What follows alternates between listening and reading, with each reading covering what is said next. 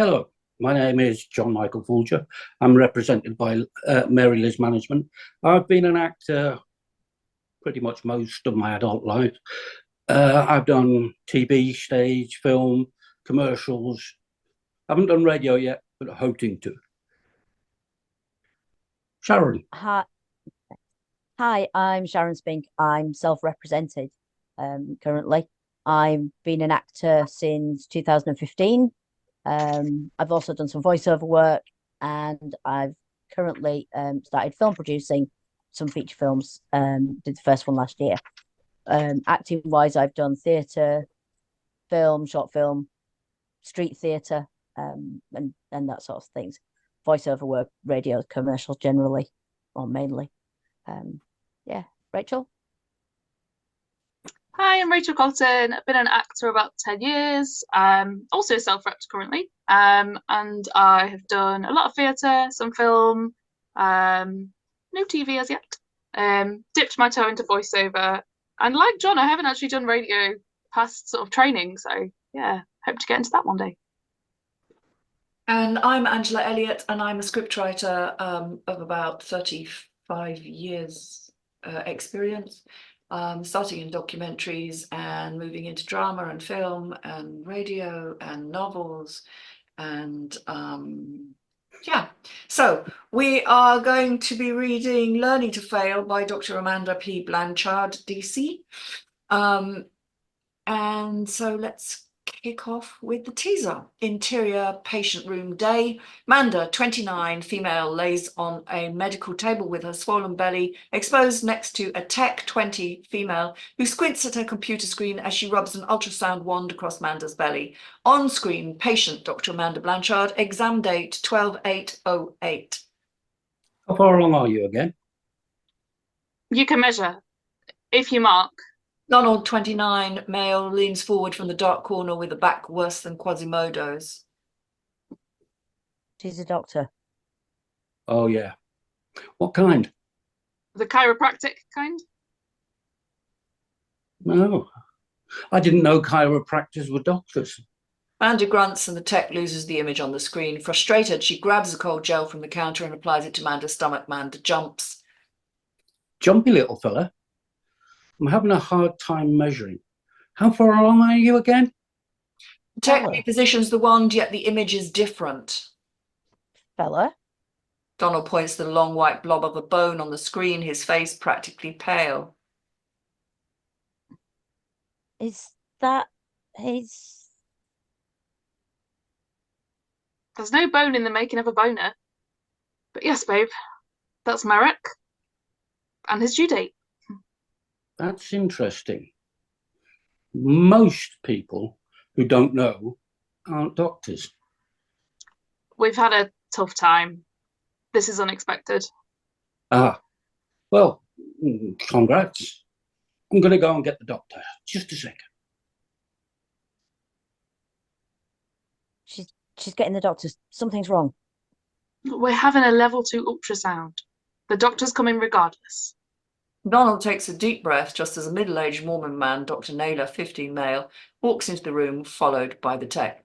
Sister Blanchard, oh my Jesus, you were the mom that was exposed to radiation by the VA hospital. Yeah, Brother Naylor, that's us. Oh my God. How did that happen? Wait, she's your sister? End of teaser. Act 1.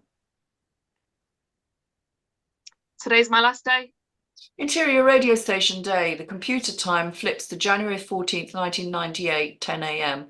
Manda, 19, stands at the microphone with classic 90s bang and headphones, wearing a pro Mary Jane shirt. So, no more requests outside of request hour. And as always, I'm Manda Gill. Thanks for turning me on. Manda plays a late 90s song and runs from the room. Interior hallway day. Manda runs for the exit. Billy, 30, the newscaster, pops into the hallway. Where are you going? I'm not conscribed to you assholes anymore. Interior airport terminal day. A hand holds a Ziploc bag of homemade chicken wings and a plane ticket for the noon for Manda Gill as she watches the snow fall on a parked Cessna airplane. The terminal clock strikes 11:50 as Belinda, 19, female, a freckled-faced childhood friend, squeals seeing Manda. You're going. I can't believe it. You used to sneak into the restroom to skip a mile running school. There's always a valid excuse. The women hug and Belinda holds out a tiny box. If you want my benefits, you have to take a knee. Minimum. Opening the box, Manda finds a ring engraved CTR or choose the right. It fits perfectly. This will help you remember that God's love is as eternal as his promise. Oh? And what promise is that? Manda's 3 family members arrive for a universal look of despair. You're about to get your ass kicked because the army doesn't play. Kidding. Good and bad times are like a roller coaster ride. Can't enjoy the ups without the downs. You stay on. Too cheap for the roller coaster? Well, you can wear in uniform, yeah. That's all. Well, I've had my butt kicked my whole life. At least this time I'll get paid. I got everything planned out. I'll be back in 5 short years. Manda's mother, Katie Van Horn, 60, takes her teeth. Tusks her teeth.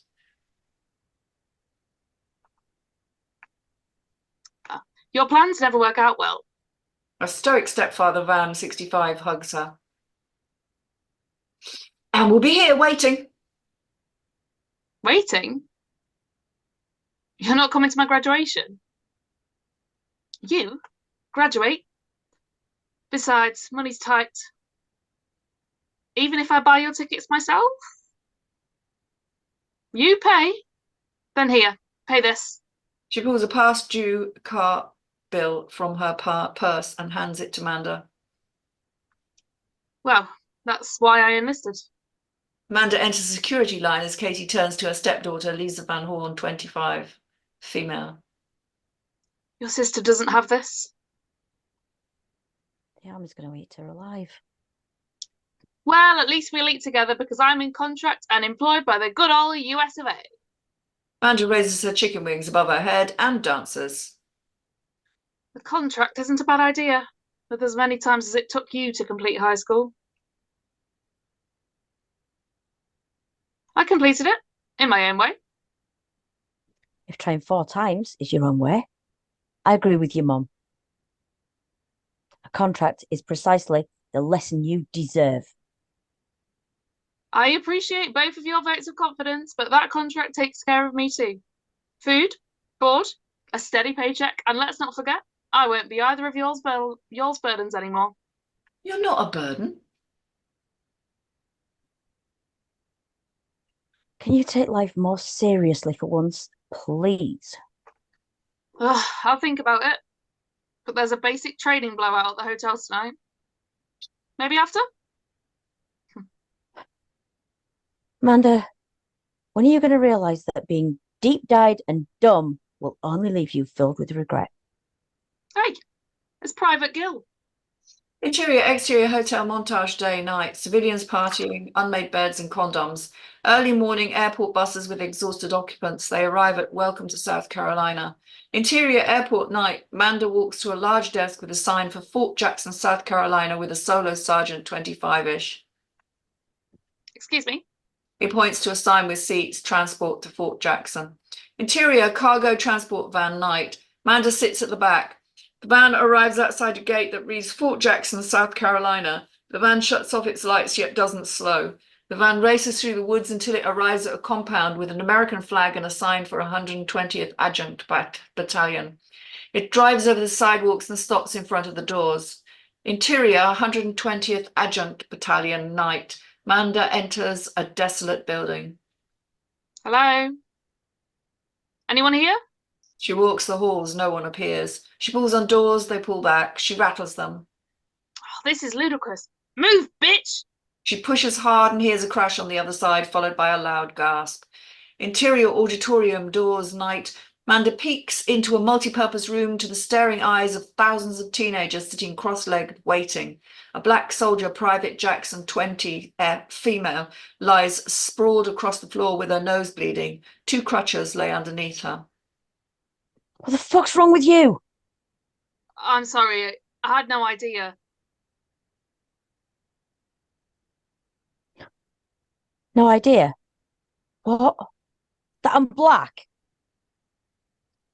That wasn't it, obviously. Private Gill, it's about time you arrived. We've all been waiting on you. A huge black drill sergeant, or DS Sylvester, 45, female, races towards Manda like a locomotive. Yes, ma'am. Don't call me Mum. I work for a living. Push. What? Push, Private. Pathetic, Private. How in the hell do you beat on your broken bodies on the first day? Are you mental? That's why I'm here, Drill Sergeant. Let's make me better. Take a Right. seat. DS Sylvester joins Huxley. Manda stands and Jackson grabs her by the collar. If I see your face again, beat you with a bar of soap. Let me help you. Manda opens the door. Private Jackson hobbles home. Interior hallway night. Manda closes the door so just her head is exposed. Make it fresh, then. It's my favourite. Manda slams the door behind her. Interior 120th Adjunct Battalion Day. DS Sylvester walks towards the front of thousands of young people with Manda sitting in the back. Thank you for your signatures. Now. But, sorry, I'll start that again. Thank you for your signatures. Now that your asses belong to me, this is how it's going to go down. You'll empty your bags of contraband. DS Sylvester points to a sign with items including food, makeup, music, weapons, no questions asked. You'll throw everything in the first. You'll throw anything on the first list and stow only the things on the second list. Understand? Points to a second sign with far fewer items on it. Bible and wedding rings. Yes, Drill Sergeant. Yes, Drill Sergeant. Manda pulls her ring and slides it into her bag. She pulls out a newspaper clipping, tucking it into her back pocket just as the drill sergeant selects their row. The others throw out full boxes of candy. One drops a knife, causing Manda to raise her eyebrows, but the drill sergeant points to the sign, no questions asked. Manda shows her bag of chicken bones, tempting him to ask. Private Gill, you've been here for 2 seconds and you're failing because I know your name. You better learn to be successful and stop delaying my schedule. There's a classroom waiting. A classroom? What about a bed? People come from all over the world to visit my fine establishment. Everybody needs to sync their schedules, and there's no sleeping until we do. Interior classroom night. DS Sylvester files soldiers in and Manda sits at a desk with papers and thick book. The forms are in case you're shot. Your family won't miss you if they get money, so get the max. Manda circles none. Private Feldman, 19, a curly-haired Jewish girl from the Bronx, falls asleep. Her face smacks her table. Drill sergeants swarm, pulling her from her seat. Push, Private. As soon as this private stops being puny, we'll mount up. Manda grabs the newspaper clipping from her pocket. Mother begs judge to be lenient on daughter's rapist. He's released within 30 days served. Manda writes inside the front cover of her Bible, involuntary days of abuse equals 7,194. Days of voluntary equals 1. She tucks the newspaper into the back cover and thumps it with her finger. Thank you, Jesus. End of Act 1. Okay. Okay, that's back to the beginning. Thought. So let's go the other way this time. Rachael, what do you feel about this? Yeah, interesting ending there. Sort of didn't expect that. I think the teaser is nice. They're giving us that sort of flash forward into what happens with Manda later. I think it's always tough to do your own life story. I know we've had a couple of scripts here where people have sort of touched on their own lives and what's happened in them. And I think so far this makes an interesting story. Let's have a look.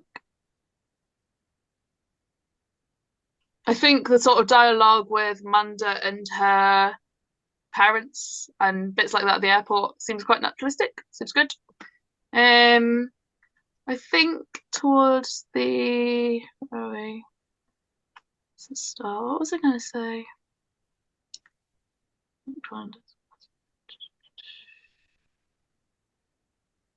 I don't know. No. I think it's intriguing. I think you could. I think it could be written in a slightly different way, but that's not a very helpful direction. And I know Angela has some stuff to say about it sort of being a personal story as well, and what we think might be best for that.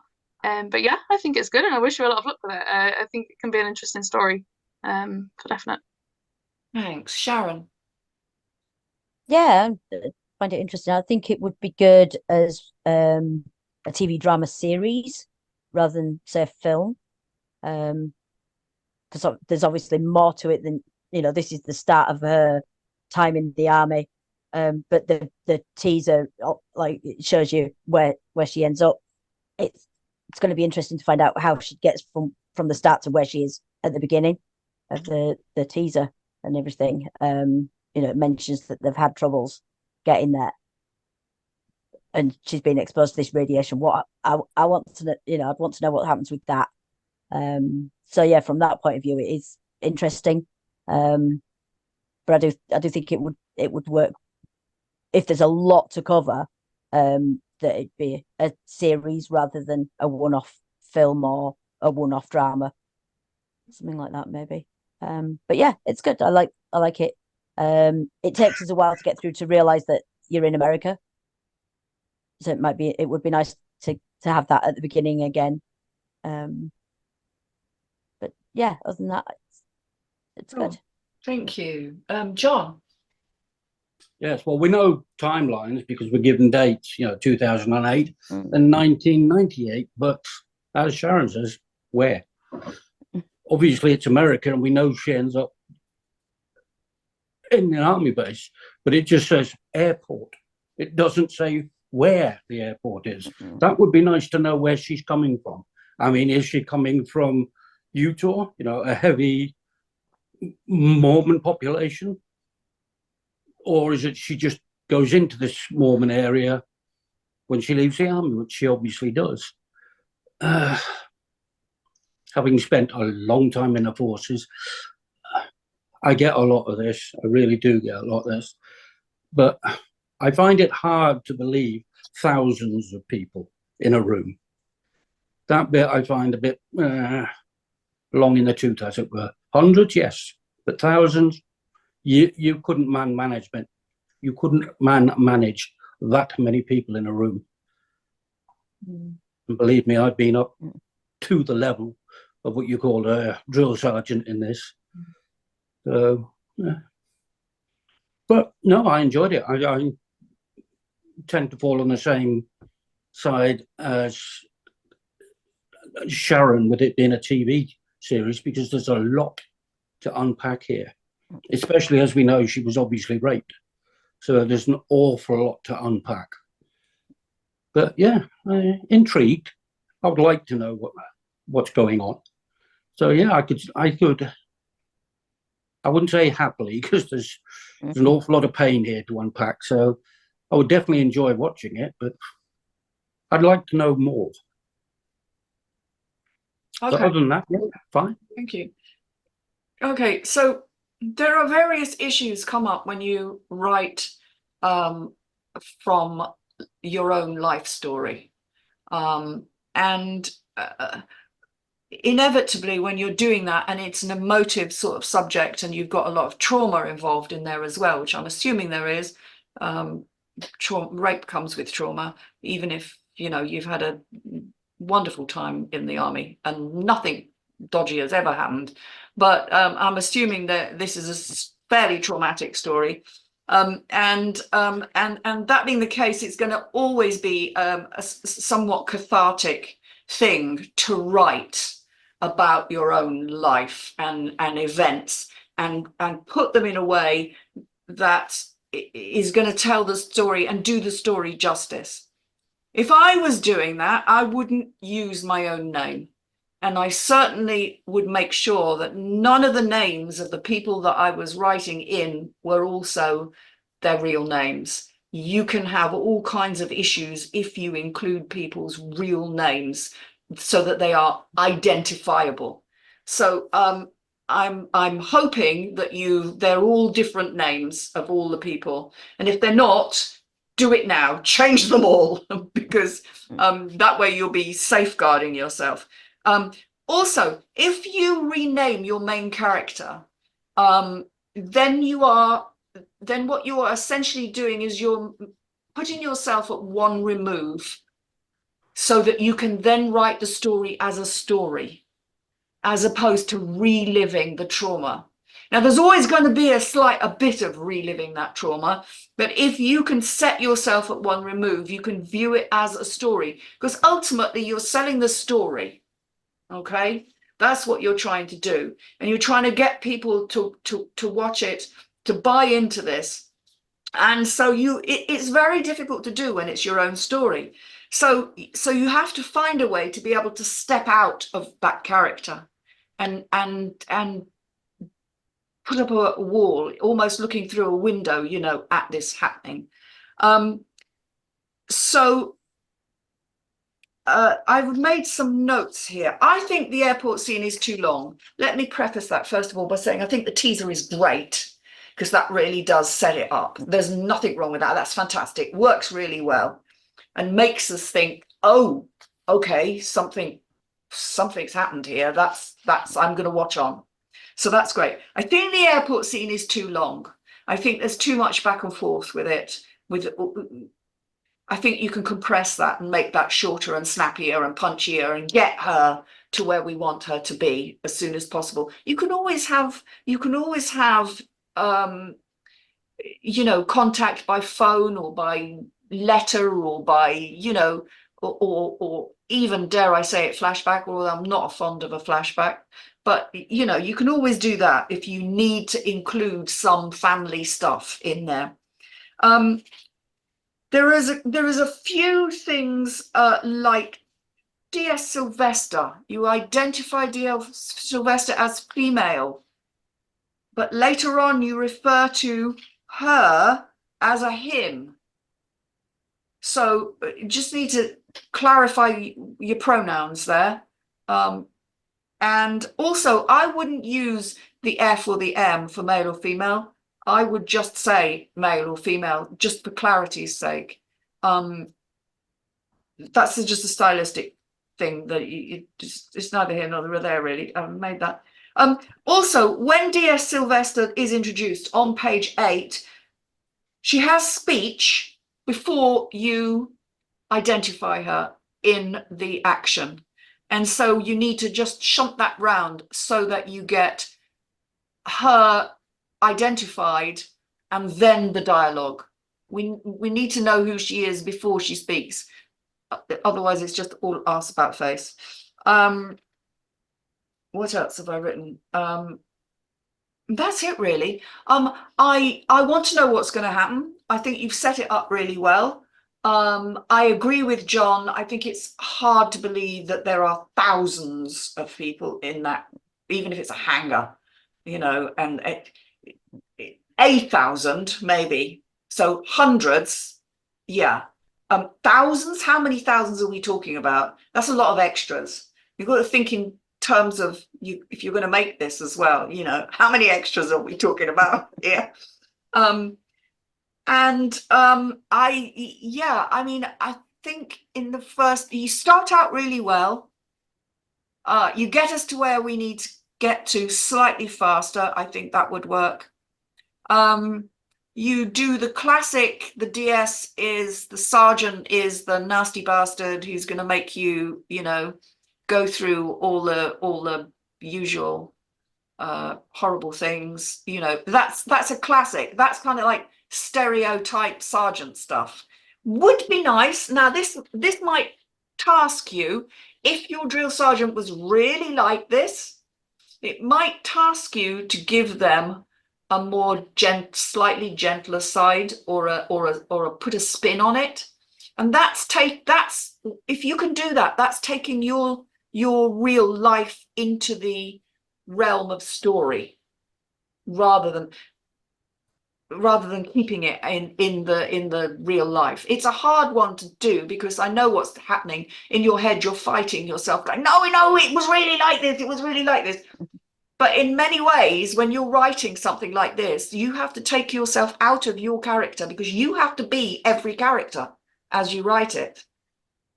So it's really difficult, like I said, when it's your story, to be every character and to identify with each character and work out what is that character's motivation and why are they doing this.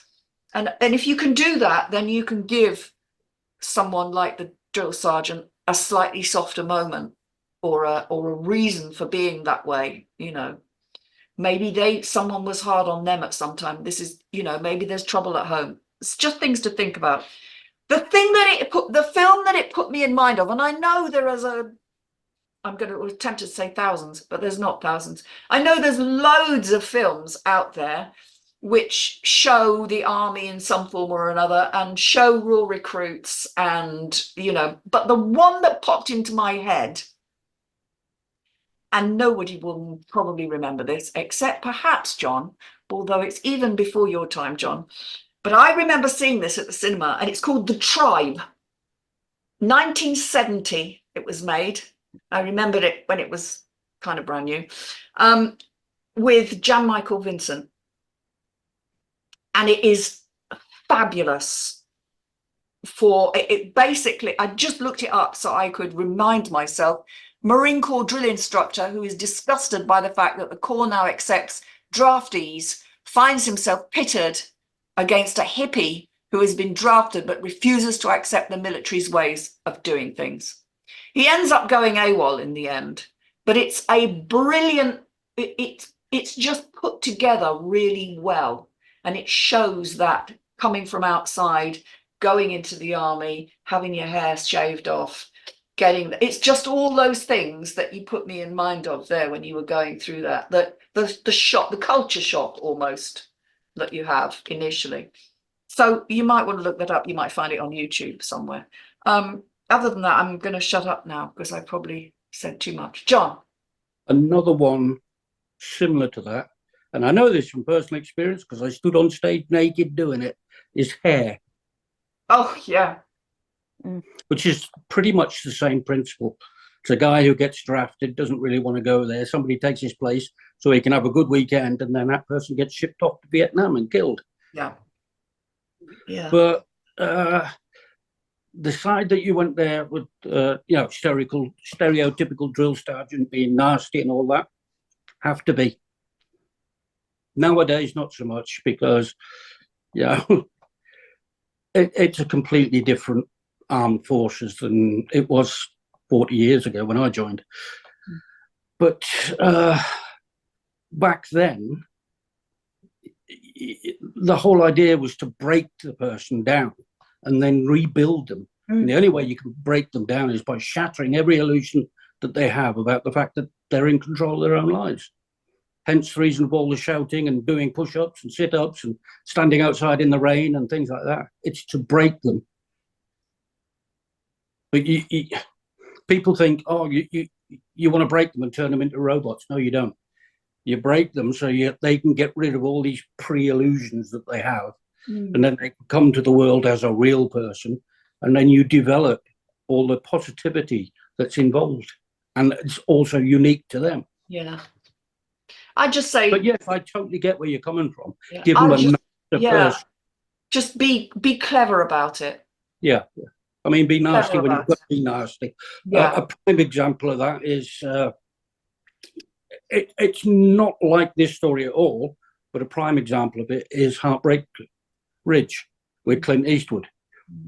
When he's drilling them, he's a bastard, utterly. But when he's at the bar having a pint, then he's really him. Yes, exactly. And you see the two people. Yeah. And him trying to deal with conflicts, you know, reading Cosmo and things like that, so he can try and relate to his wife or ex. Yeah, you're right. That's really well done. Yeah. Anyway, good luck with it. And yeah, Yeah.